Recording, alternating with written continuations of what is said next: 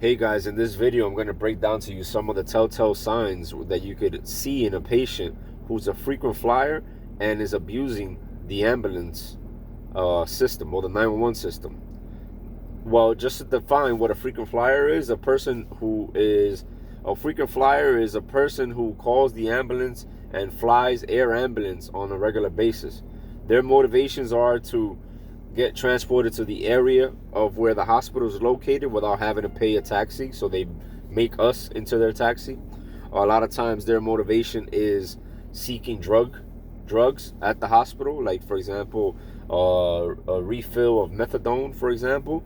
Another one of their motivations is attention. Sometimes these people get lonely and they call 911, amongst other motivations. But some of the things that I use to determine on whether or not this person is a frequent flyer and whether or not they need immediate interventions or they just looking for some attention is I check to see if they have a hospital wristband in their apartment, if their apartment is or they are disheveled.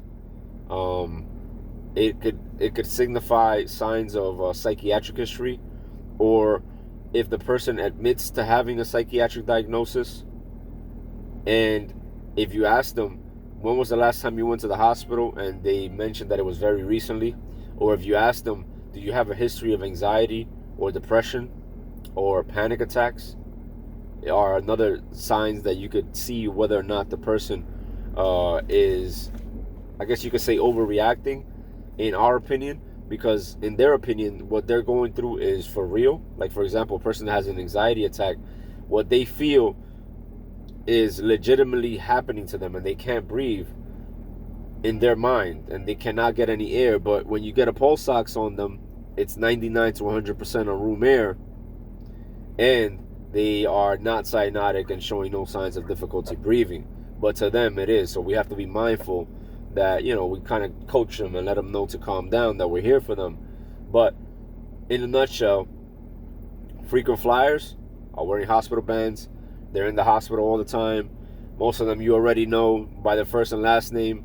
Most of them are in substance abuse situations. And a lot of them are just basically avoiding paying for a cab. And last but not least, just because they're a frequent flyer does not mean that they cannot be suffering of a medical emergency when they do call you. Even though out of 100 times they might be suffering a medical emergency that one time. So just be mindful that just because he's a regular doesn't mean you can't assess him. All right, guys? I hope this helps. Peace.